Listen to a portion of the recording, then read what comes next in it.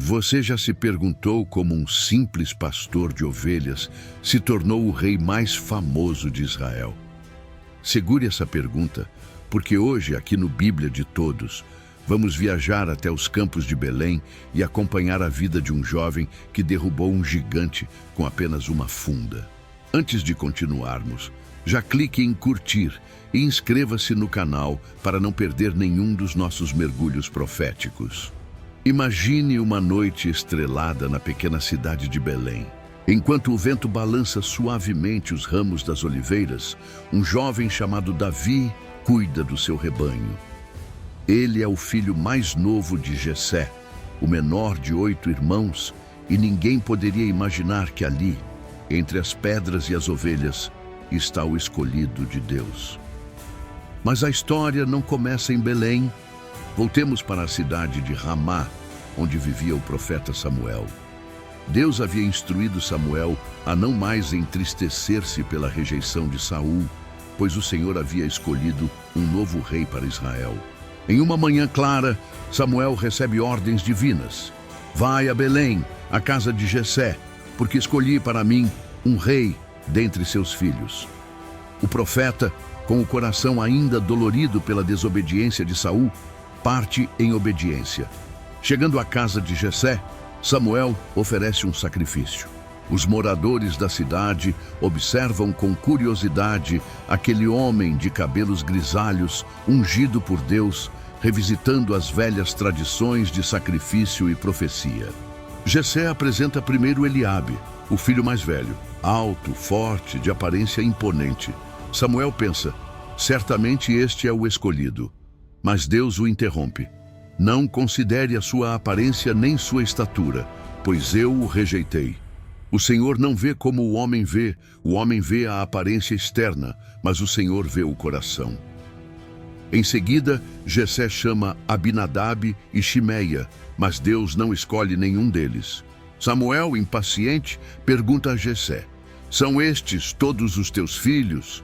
Então surge o mais novo, o mais improvável, Davi, o pastor, aquele que cuidava das ovelhas enquanto os irmãos mais velhos treinavam nas batalhas.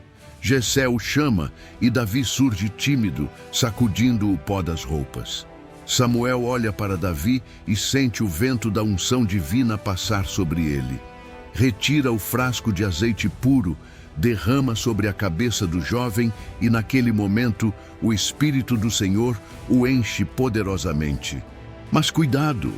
Essa unção não foi anunciada aos presentes. Samuel manda Davi voltar ao rebanho. Enquanto isso, o Senhor prometia, deste dia em diante estarei com você. O coração de Saul se voltará contra você e você será meu ungido. Agora volte comigo ao palácio real em Gibeá. Saul, o primeiro rei de Israel, já não era respeitado como antes.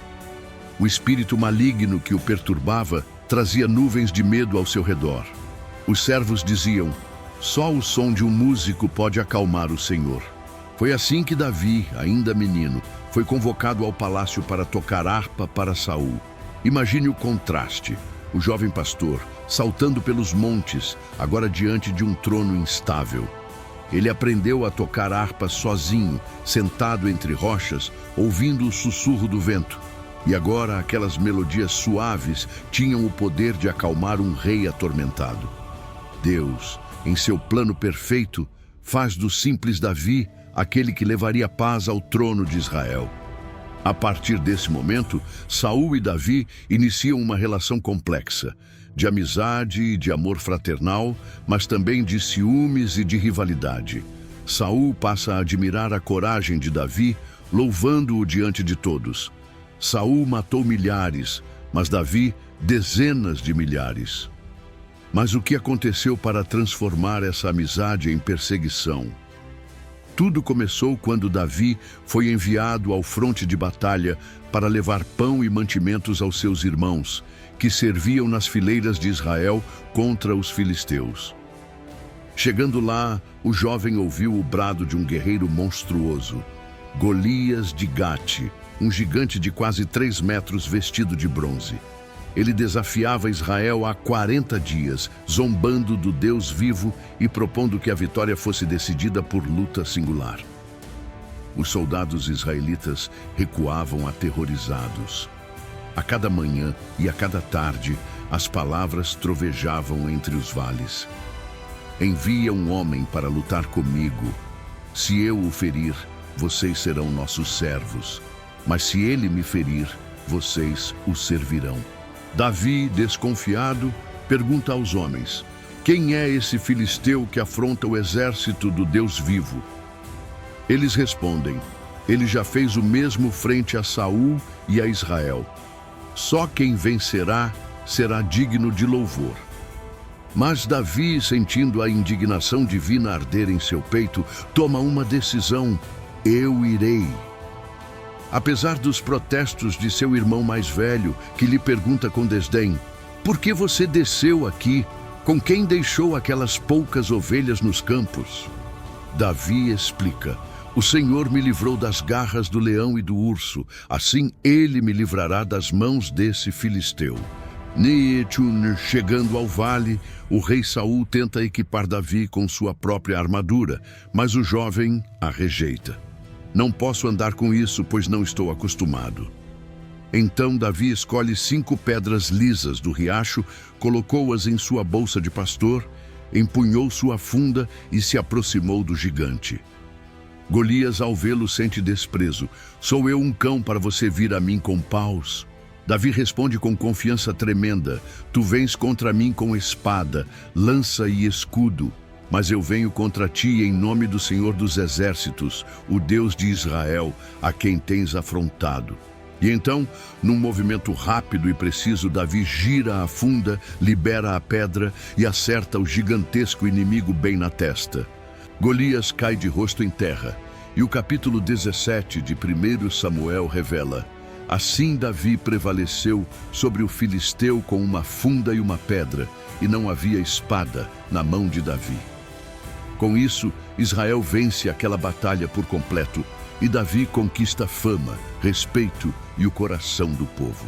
Mas essa vitória é apenas o começo de uma jornada incrível, que vai do aprisco de ovelhas ao palácio real, das melodias para Saul ao clamor do povo por um novo rei.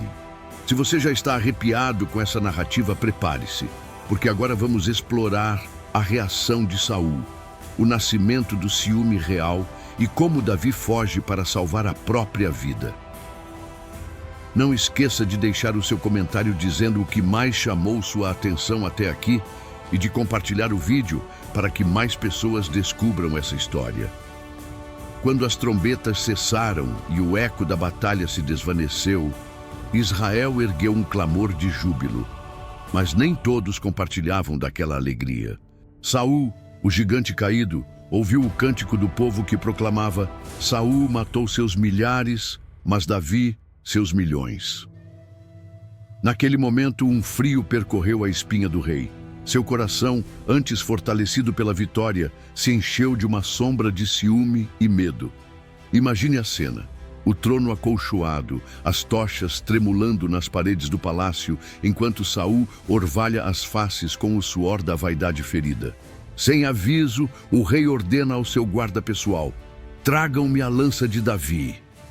Davi, desprevenido, ainda cantava suaves melodias na sala adjacente, numa tentativa de acalmar as tormentas do rei. Era o mesmo jovem que vencera Golias há poucas horas. Mas Saul, com a lança brandindo, lançou-a contra Davi. A lança cravou-se na parede, a poucos centímetros da cabeça do músico profeta. Um silêncio mortal tomou conta do quarto. Somente o rubor do aço se fez ouvir, forjando um aviso de que a partir de então, Davi não estaria mais seguro. Saul, dominado pela insegurança, ergueu a voz: Davi, por que você provoca minha vergonha diante dos homens? Você será tratado como inimigo. Sem demonstrar medo, Davi respondeu com calma: ó rei, seja livre o seu coração. Eu só servi com lealdade e fiz o bem ao aproveitar-me do filisteu. Não se entristeça, ó rei, confia em Deus, e ele te concederá vitória contra teus inimigos. Apesar das palavras suaves, Saul já decidira. O príncipe ungido, o herói nacional, agora se tornara alvo de morte. Naquela noite, Davi escapou pelas portas do palácio. O vento uivava pelo corredor vazio, carregando o sussurro das armaduras e o tilintar das correntes esquecidas. Ele desceu as escadarias em direção ao vale, sentindo o peso da unção ainda pulsar em sua alma. Os soldados, avisados do decreto real, cercaram as muralhas, prontos para capturar o jovem pastor. Mas Davi conhecia cada trilha, cada pedra do território de Belém. Enquanto isso, Saul reuniu conselheiros ao redor de uma fogueira crepitante, consultando adivinhos e tentando obter instruções sobrenaturais para localizar seu inimigo. Davi, sem descanso, fugiu ao deserto de En-Gedi, entre cânions estreitos e penhascos intransponíveis. Ali, a aridez e o silêncio se tornaram um refúgio para sua alma inquieta. No deserto, Davi apelou ao Senhor em oração. Ó Deus de Israel, Tu és meu escudo e fortaleza, guarda-me neste lugar de solidão. E Deus, que havia ungido o jovem, deu-lhe proteção. Leões e ursos, que antes o atacaram, agora se calavam diante da presença divina ao seu redor. Enquanto isso, Saul, impaciente, adentrou as cavernas de En-Gedi, determinado a acabar com a vida de Davi. Ele, porém, ignorava que o Senhor precedia seus passos. Dentro de uma caverna úmida, Saul parou para aliviar-se. A sombra do salitre iluminava sua face sob a tocha trêmula. Davi, escondido atrás de uma rocha, segurou a capa real que repousava descuidadamente ao lado do monarca e cortou-lhe uma das pontas, demonstrando sua honra intacta. Porém, em vez de matar Saul, Davi contivera sua espada. Em seu coração ecoaram as palavras. O Senhor disse: não matarás o ungido do Senhor. Em seguida, Davi aproximou-se em voz baixa. Ó rei, por que você persegue o seu servo? Hoje tive oportunidade de tirar-lhe a vida, mas não o fiz, pois quem desfere a espada deve morrer por ela. Sabe que tu és o ungido do Senhor. Saul, tomado de remorso, ergueu a mão em súplica. Peço-te perdão, ó filho meu Davi. Tu és mais justo do que eu, pois fizeste bem hoje e o Senhor te fará misericórdia. Porém, a paz foi breve. Saul voltou ao seu trono, ainda inquieto, e Davi compreendeu que sua jornada ainda era marcada por perigos invisíveis. Vestido de humildade, Davi deixou o local. Seu coração, ao mesmo tempo fortalecido pela experiência e dolorido pela rejeição, aprendeu que a fidelidade era maior que a própria vida. Mas ele não está só. Homens oprimidos por dívidas, desiludidos com o governo corrupto de Saul e sedentos por justiça, passam a segui-lo. São cerca de 400, mas esse número cresce na medida em que suas façanhas se espalham pelas aldeias. Imagine um acampamento escondido em ravinas profundas, tochas trêmulas projetando sombras nas paredes rochosas, enquanto Davi reúne seus homens para compor estratégias. À noite, junto à fogueira, ele entoa seus primeiros salmos, cânticos que surgem de um coração em fuga, cheio de angústia e ainda assim impregnado de fé. São palavras cruas, emotivas, como: Senhor, Tu és o meu escudo, em Ti confio. Livra-me, Deus de minha salvação, das mãos do perverso. Esses salmos não só confortavam sua alma, mas também atraíam novos companheiros, guerreiros que reconheciam nele não apenas um líder militar, mas um coração íntegro. Enquanto isso, no palácio de Gibeá, Saul enlouquece cada vez mais. Sua paranoia o faz consultar adivinhos e experimentar remédios de feiticeiros. Mas nenhum truque estabelece paz para sua mente atormentada. Ele tenta demover Jonathan, seu próprio filho e melhor amigo de Davi, de manter a aliança de sangue que fizeram após a vitória sobre Golias. Mas o bondoso príncipe se recusa a trair Davi. a ponto de esconder a lança de Saul para salvar o futuro rei. Certo dia, Saul ordena aos guardas: matai Davi esta noite. Mas quando chegam ao acampamento de Davi, percebem a multidão de foragidos, a lealdade que faz com que, em vez de capturarem Davi, muitos soldados se juntem a ele. O rei furioso então parte pessoalmente com um exército de 3.000 homens de Israel e Judá até as colinas de Zife, perto de Maom, onde Davi se escondera. Os recém-convertidos desertam de Saul e retornam ao acampamento de Davi, fortalecendo ainda mais seu poder. Imagine Saul, angustiado, vendo sua própria tropa abandoná-lo, e Davi, do alto de um rochedo, levantando as mãos em súplica a Deus: Senhor, olha para este inimigo implacável que me persegue. Mas Davi mantém sua honra intacta. Ele poderia ter matado Saul muitas vezes, quando o rei dormia ou quando estava distraído, mas recusou-se a estender a mão contra o ungido do Senhor. Em cada encontro, ele corta apenas a orla do manto real, recordando a promessa de respeito que Deus lhe dera. Em uma dessas ocasiões, Saul ergueu a voz em pranto: Davi, tu és mais justo do que eu, pois fizeste bem a mim, mas eu te perseguia para tomar tua vida. Mesmo assim, a paz entra e sai dos corações. Saul volta ao trono, mas sua alma permanece inquieta, corroída pela sombra de um passado de violência e falta de fé. Davi, por sua vez, aprende que a vitória mais difícil não é sobre o inimigo, mas sobre si mesmo. Enquanto o deserto em volta de Maom se estende, Davi recebe notícias terríveis. Sua família em Belém sofre com a guerra civil e a instabilidade política. Ele clama: ó Deus, guarda minha terra, protege meus parentes, faz deles um refúgio seguro. Em resposta, Deus faz com que tribos vizinhas, quetitas, queretitas e geteus, reconheçam a excelência de Davi e lhe ofereçam suprimentos, alianças familiares e cavalos de guerra. Num gesto de humildade, Davi recusa o ouro e o povo de guerra, pedindo apenas que falem bem dele junto a Saul. Esses movimentos diplomáticos servem não só para aumentar o prestígio de Davi, mas também para expor a convicção de que ele é o rei legítimo, ungido por Deus e justo em suas ações. Certa vez ele deixa claro a um embaixador filisteu: faz-me passar adiante dos portões, senão estariam todos mortos em minha casa em paz.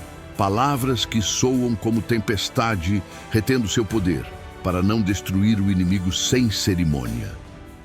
Dentro desse caldeirão de acontecimentos, surge uma aliança secreta entre Saul e Aquis, rei de Gate.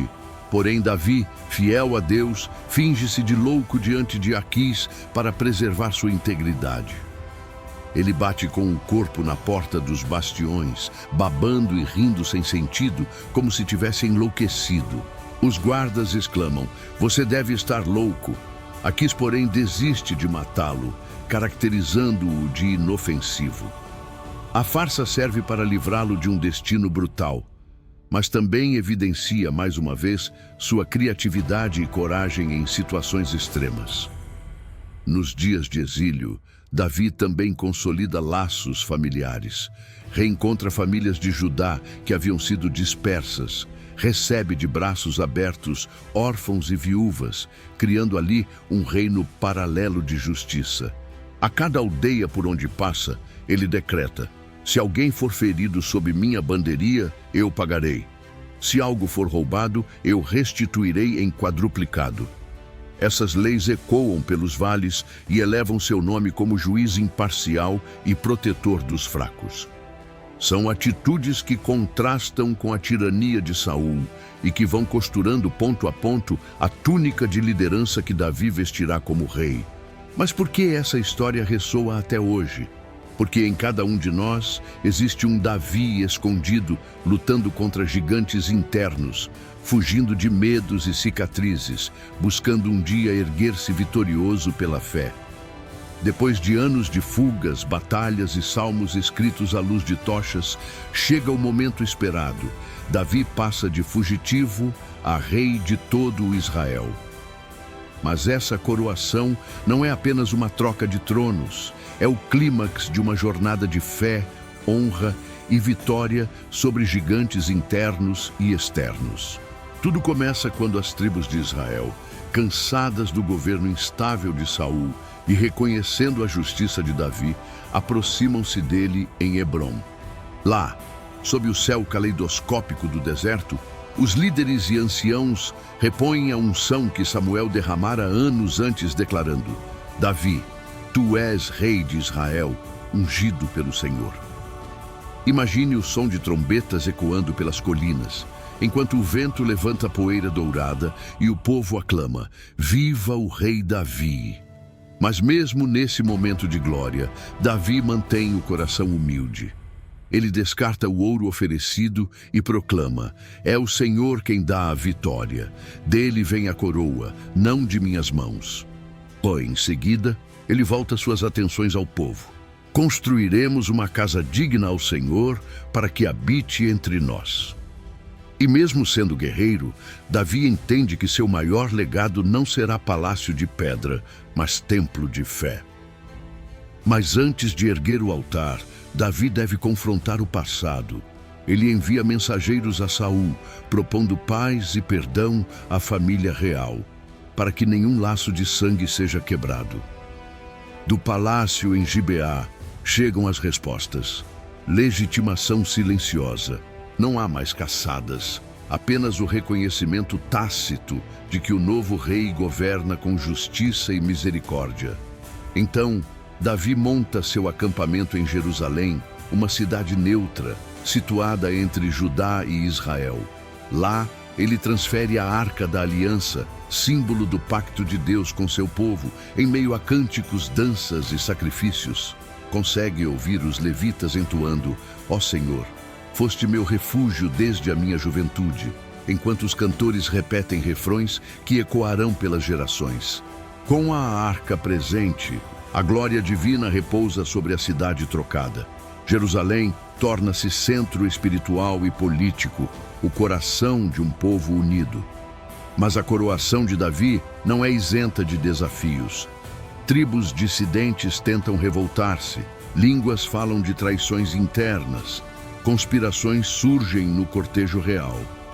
Um dos episódios mais dramáticos acontece quando seu próprio filho Absalão planeja um golpe. Absalão, o príncipe carismático, usa seu charme para semear rebelião, atraindo multidões com discursos inflamados. Ai de mim se Adonias reinar e eu morrer, clamam as vozes descontente. O pai, então, foge lacerado, correndo pelas ruas de Jerusalém, com um manto rasgado e descalço, simbolizando a dor de um rei traído. Mas Davi não se rende ao desespero. Ele ora: ó Deus de meus antepassados, livra-me das mãos do meu filho rebelde. E Deus, em sua soberania, pune os conspiradores, restaura o rei ao trono e, com lágrimas, Davi acolhe seu filho arrependido antes de castigar o crime. Esse momento revela a profundidade do caráter de Davi. Ele é justo, mas compassivo, forte, mas humilde, rei, mas servo de seu povo. Além das lutas políticas, Davi conduz Israel a grandes vitórias militares. Ele expande fronteiras, submete filisteus e amonitas e consolida alianças com nações vizinhas. Em cada campanha, antes de entrar em batalha, ele entoa salmos de confiança. Ainda que ande pelo vale da sombra da morte, não temerei mal nenhum, porque tu estás comigo. Essas palavras não são poesia vazia. São gritos de fé que se transformam em blindagem contra o inimigo. Homens que marcham sob o estandarte de Davi sentem a presença de Deus, recobrando coragem diante de exércitos formidáveis. Em um dos conflitos mais emblemáticos, Davi atravessa o rio Jordão, enfrenta um exército de Amon e sírios e depois da vitória proclama: o Senhor me deu vitória e ninguém mais pode se gabar. Com cada vitória, Davi escreve novos salmos, hinos de gratidão, festas de louvor e liturgias que o povo canta até hoje. E assim, ao longo de quase 40 anos de reinado, Davi transforma Israel de um conjunto de tribos dissociadas em uma nação unida, forte e conhecida pelo mundo como o Reino de Deus. Mas o que torna Davi um personagem eterno não são apenas suas vitórias, mas seu coração pós-vitória. Quando o trono lhe oferece o mundo aos pés, ele escreve: "Os rios levantam, ó Senhor, os rios levantam o seu brado. As vozes de muitas águas e do potente trovão dos céus louvam o teu nome." Ele reconhece que todas as conquistas são dom divino e que a maior função do rei é proclamar: "O Senhor reina para sempre." Antes de encerrarmos, reflita: quantos gigantes você tem enfrentado? Medos, traições, feridas. A história de Davi nos ensina que, com fé e honra, até as montanhas mais impassíveis podem ceder. E como Davi, podemos compor nossos próprios salmos de vitória, dizendo: "Entrego minhas batalhas ao Senhor e me levanto vitorioso." Chegamos ao fim dessa saga épica, mas o eco das palavras de Davi permanece. Que sua fé seja renovada, que seu coração seja ousado e que você jamais esqueça: Deus escolhe os improváveis, unge os humildes e dá força aos que confiam. Se este vídeo tocou seu coração, deixe seu comentário com a frase: "Eu confio como Davi." Compartilhe com amigos e se inscreva no Bíblia de Todos para mais histórias que mudam vidas. Até o próximo mergulho nas Escrituras. Aqui é o canal Bíblia de Todos, onde cada verso é um universo a ser desvendado. Fique na paz.